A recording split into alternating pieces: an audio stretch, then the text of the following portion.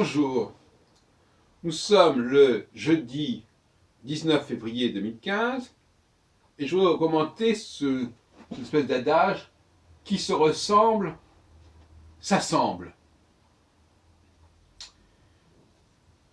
D'un point de vue sociologique, je suis frappé dans les réunions auxquelles j'assiste, réunions d'astrologues, réunions de juifs, de la ressemblance étonnante au niveau du public. Et ça ne me paraît pas du tout innocent ni indifférent. Comment se fait-il que dans des réunions,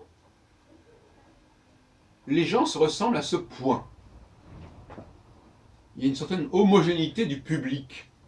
Je trouve ça étonnant. Tout à fait étonnant. Le public, c'est comme si, donc, les gens qui se ressemblaient s'assemblaient. Et ça a un phénomène de rejet aussi. Si je ne ressemble pas à ces gens qui s'assemblent, je n'ai rien à faire avec eux. Quel que soit le sujet qui soit traité.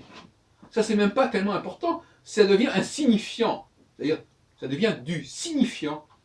Le groupe a une image, se donne une image, un certain profil de comportement, de visage, d'âge, de sexe, et on va être intéressé à s'adjoindre, à se joindre à cette image-là, à ce signifiant-là. Par-delà l'objet. On a envie d'être avec ces gens-là. Et on n'a pas envie, ou alors on n'a pas envie d'être avec ces gens-là.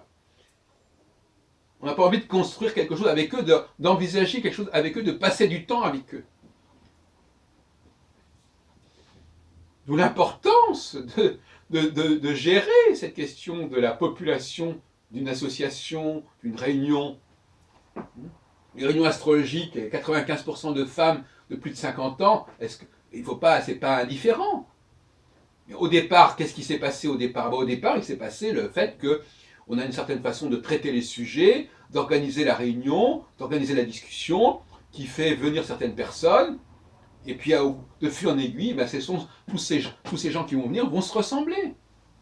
Voilà, ça devient un cercle vicieux, ou heureux, ça dépend des cas.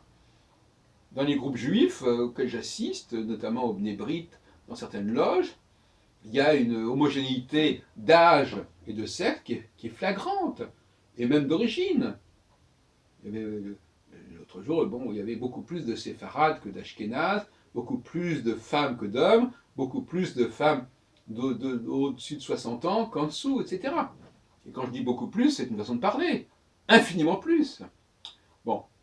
Donc ça donne une physionomie à une réunion, à une salle. C'est intéressant, il faudrait faire un film sur les salles. On devrait filmer les salles, le public. L'autre jour, il y avait des colloques organisés par Yves Lenoble, il y a quelques années. Il y avait un monsieur qui était pas vraiment astrologue et qui connaissait pas vraiment ce milieu, qui était arrivé, un orateur, et qui avait été stupéfait par le profil identique de toutes. Je sais pas, il y avait 300 personnes dans la salle, on avait l'impression que c'était des sosies, enfin j'exagère évidemment, mais il s'est dit, mais comment se peut-il une salle peut être aussi typée? Pourtant le sujet ne s'y prête pas a priori. L'astrologie, il n'y a pas de raison que ça intéresse, à moins qu'on en parle d'une certaine manière, je ne sais pas, alors là on faudrait revenir sur d'autres sujets, pourquoi l'astrologie n'intéresse pas une certaine catégorie d'âge ou de sexe, pourquoi les hommes ne s'y intéressent pas? Il faudrait se poser la question. Mais le résultat, il est là. Il y a des faits sociologiques qui font que, voilà, ces réunions astrologiques, organisées par l'association Source notamment, ou organisées par les ateliers d'Aquitaine, ou organisées par le RAO à Lyon, ou organisées par le rendez-vous astrologique à Antibes, etc., il n'y a quasiment que des femmes. Je ne parle pas des orateurs, encore c'est autre chose. Bon, pourquoi?